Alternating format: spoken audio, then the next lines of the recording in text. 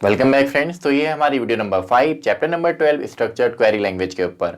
और इस वीडियो में भी हम डिस्कस करेंगे कुछ और डीएमएल कमांड्स जो कि मेनली आपकी यूज होती हैं टेबल में से डेटा को रिट्रीव करने या सिंपली व्यू करने के लिए।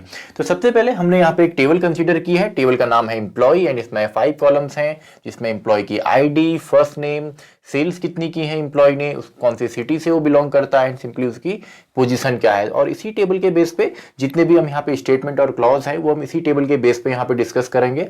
तो सबसे पहले है हमारी अपडेट स्टेटमेंट या update command. Update command mainly आपकी यूज होती है, this command is used to update existing record, यानी कि जो रिकॉर्ड ऑलरेडी आपकी टेबल में है अगर उसमें हमने कोई अपडेशन करना है, कोई चेंजेस करने हैं तो उसको हम करेंगे आपका अपडेट स्टेटमेंट में से। सिंटेक्स क्या है, update then table name, then जिस वैल्यू को आपने अपडेट करना है सेट कीवर्ड की मदद से उस वैल्यू को आप यहां पे देंगे उस कॉलम में, उस वैल्यू को। देन अगर और भी कॉलम है जिसमें आपने वैल्यू चेंज करनी है तो उनको आप लिखेंगे। देन किसी कंडीशन के बेस पे आपने ये काम करना है। तो एग्जांपल के तौर पे मान लीजिए यहां पे हमने पोजीशन के बेस पे अगर सेल्स को चेंज करना है, मान लीजिए यहाँ पे जिस भी पोजीशन में, अभी तो टेबल काफी छोटी है, मान लीजिए काफी बड़ी यहाँ पे टेबल होती तो उसके अंदर क्लर्क बहुत ज्यादा होते, मैनेजर्स भी होते। तो मान लीजिए हमने मैनेजर की यहाँ पे जो सेल्स है उसको हमने यहाँ पे 4 की जगह या किसी भी दूसरे वैल्यू की जगह यहाँ पे हमने 10 या 15 करना है। तो उसको हम कैसे करेंगे, उसका यहाँ पे सिंटेक्स हम अगर लिखें तो हमने यहाँ पे लिखा सबसे पहले अपडेट। अपडेट हमने करना है कौन सी टेबल में, टेबल का नाम एम्प्लॉय। एंड अब हमने करना है सेट, कौन सी वैल्यू सेट करनी है, सेल्स की।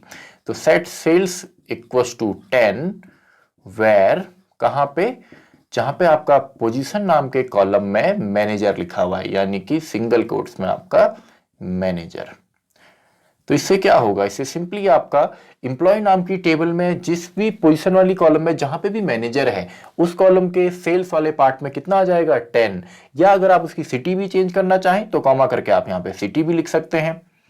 सिटी इक्वल्स टू, मान लीजिए हमने उसका दिल्ली की जगह यहाँ पे पुणे कर दिया। तो इस तरीके से आप अलग अलग यहाँ पे कॉमा ऑपरेटर के बाद जितने यहाँ पे आपने चेंजेस करने हैं वो आप कर सकते हैं अपडेट करने के लिए। देन आपका है यहाँ पे डिलीट स्टेटमेंट। अगर आपने डिलीट करना है किसी पर्टिकुलर रो को या पर्टिकुलर रिकॉर्ड को तो उसके लिए क्या है, this command is used to delete row या रोज इन अ टेबल। तो सिंटेक्स है delete from table name, table का नाम यहाँ पे लिखना है, देन वेयर, किसी कंडीशन के बेस पे। तो मान लीजिए यहाँ पे हमने अगर किसी ने 1 सेल की है, सिंगल सेल करी है तो उसको हमने डिलीट कर देना है। तो कैसे करेंगे, हम यहाँ पे लिखते हैं delete then table name, table का नाम है employ, delete delete from employ.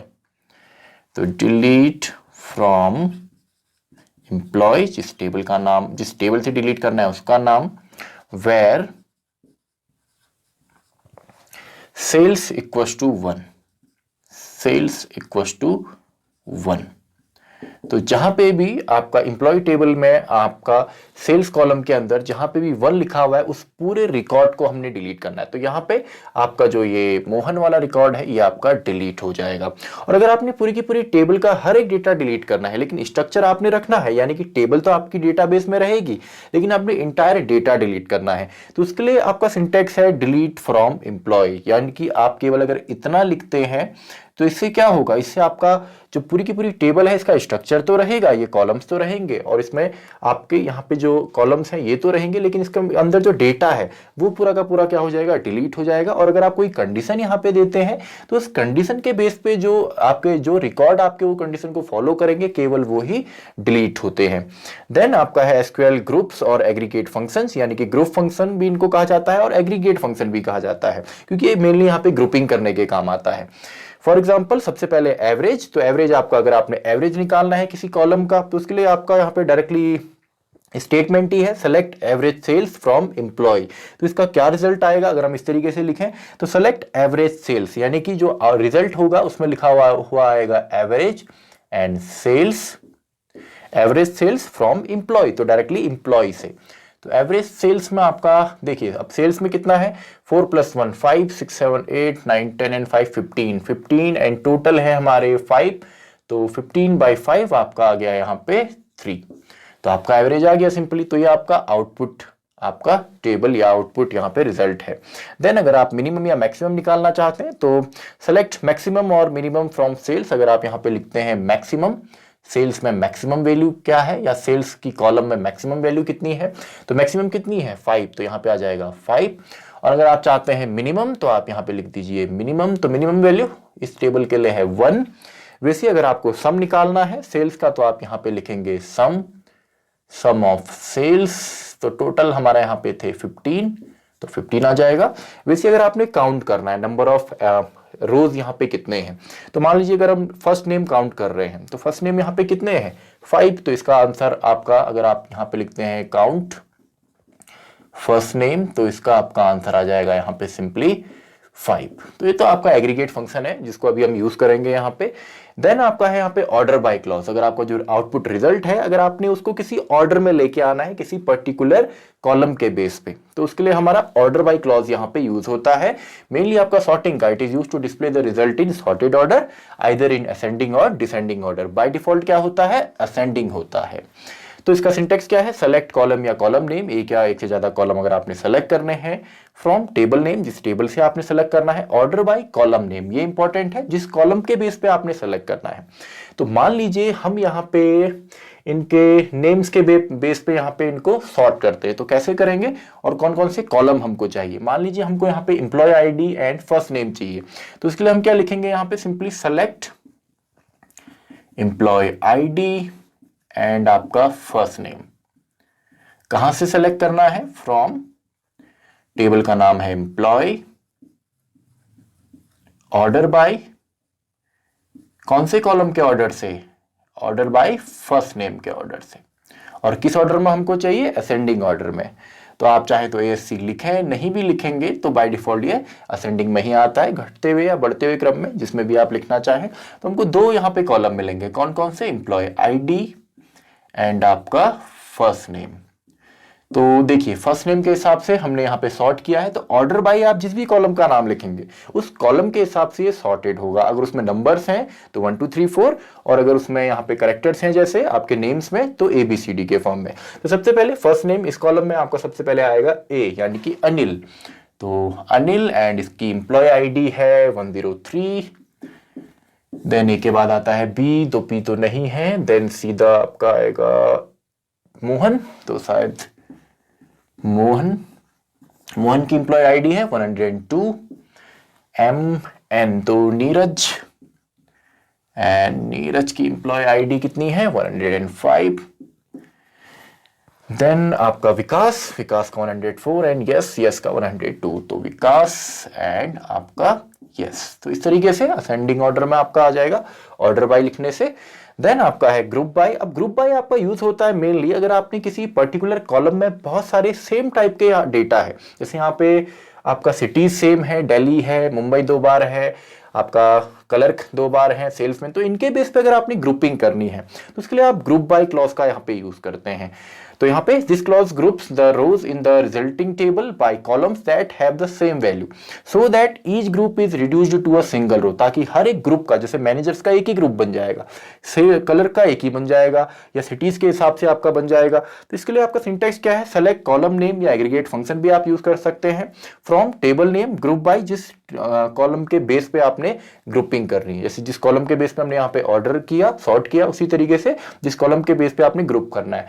For example यहाँ पे हम पोजीशन के बेस पे अगर ग्रुप करते हैं तो उसके लिए हम क्या सिंटैक्स लिखेंगे, तो सबसे पहले हमने यहाँ पे लिख दिया सेलेक्ट जो आउटपुट रिजल्ट में हमको कॉलम चाहिए उनके नाम। तो हमको यहाँ पे चाहिए मान लीजिए आपका पोजीशन, एंड इन पोजीशंस को अगर हमने काउंट भी करना है कि कितने हमारे मैनेजर्स हैं, कितने कलर्स हैं, या अगर सिटीज के बेस पे करेंगे तो कितनी सिटीज हैं, तो इसके लिए हम काउंट यहाँ पे लिख देते हैं एंड स्टार। तो सभी को हमने काउंट करना है। स्टार आपका यूज होता है आपका सभी के लिए, जैसे आप अगर नॉर्मल सेलेक्ट करते हैं, सेलेक्ट आपका स्टार फ्रॉम टेबल, तो हर एक डेटा उससे सेलेक्ट होता है। तो उसी तरीके से यहाँ पे देन हमको यहाँ पे चाहिए इन्होंने सेल्स कितनी की है, अगर उसकी भी हम ग्रुपिंग करें तो सेल्स कौन सी टेबल में से करना है, फ्रॉम एम्प्लॉय। तो सेम यही सिंटेक्स को हम फॉलो कर रहे हैं, ग्रुप बाय ग्रुप किसके हिसाब से बनाने हैं, पोजीशंस के हिसाब से बनाने हैं, ग्रुप बाय पोजीशन। तो इसका आउटपुट कैसे आएगा, हमको ये 3 चीजें यहाँ पे मिलेंगी, यानी कि पोजीशन मिलेगा आउटपुट रिजल्ट में, एंड काउंट यहाँ पे मिलेगा, एंड सेल्स आपका मिलेगा। एंड तीनों में ही डेटा फिल किसके बेस पे हो रहा है, पोजीशन के बेस पे। ग्रुप बाय क्या है, पोजीशन। तो पोजीशन में देखिए सबसे पहले है मैनेजर, और कहीं मैनेजर है नहीं है, तो मैनेजर एंड काउंट ने अपना काम किया, काउंट किए कितने मैनेजर हैं, केवल एक मैनेजर है, एंड मैनेजर्स की सेल्स कितनी है, 4।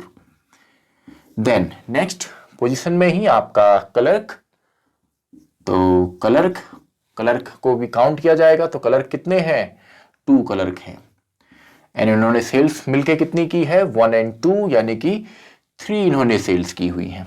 देन आपका है यहाँ पे सेल्समैन एंड सेल्समैन कितने हैं जी, 2, इन्होंने सेल कितनी की है, 5 and 3, यानी कि 8। तो इस तरीके से आप चाहें तो नॉर्मली किसी और के बेस पे भी आप चाहे, अगर आप ग्रुप बाय यहाँ पे सिटी करते तो दिल्ली मुंबई इस तरीके से आपका आ जाता, मतलब सेम के लिए।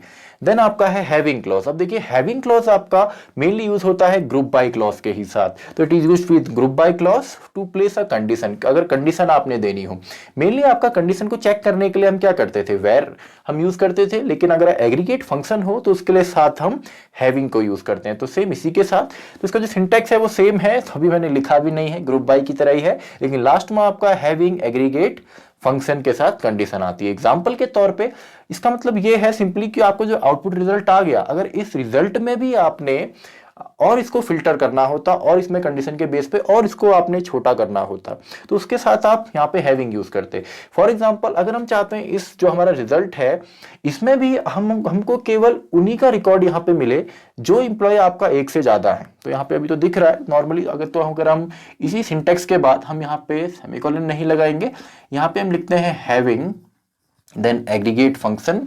तो एग्रीगेट फंक्शन हमारा यहाँ पे था काउंट स्टार, अगर ये ज्यादा है 1 से, इसका मतलब क्या है, काउंट स्टार आपका कहां कहां पे 1 से ज्यादा आया है, एक तो आया है क्लर्क में, एक आया है सेल्समैन में, तो इसका पूरे का पूरा जो आउटपुट आएगा या आउटपुट रिजल्ट आएगा वो अब केवल क्या आएगा, केवल ये दोनों ही रिकॉर्ड उसमें आने वाले हैं, यानी कि मैनेजर वाला उसमें अब नहीं आएगा, क्योंकि इसका जो काउंट स्टार है वो आपका 1 से ज्यादा नहीं है। तो सिंपली अब आपको जो नई टेबल आएगी उसमें ये वाला रिजल्ट नहीं होगा, और कुछ इस तरीके से आपका टेबल आएगी, आपका डायरेक्टली हेडिंग्स एंड ये दो आपका रिकॉर्ड यहाँ पे आएंगे। तो ये आपके कुछ क्लॉज एंड कुछ स्टेटमेंट्स थे आपका डीएमएल कमांड्स के। तो ये था हमारा वीडियो नंबर 5। मैं मिलता हूं आपसे अगली वीडियो में, जो कि होगा हमारा वीडियो नंबर 6।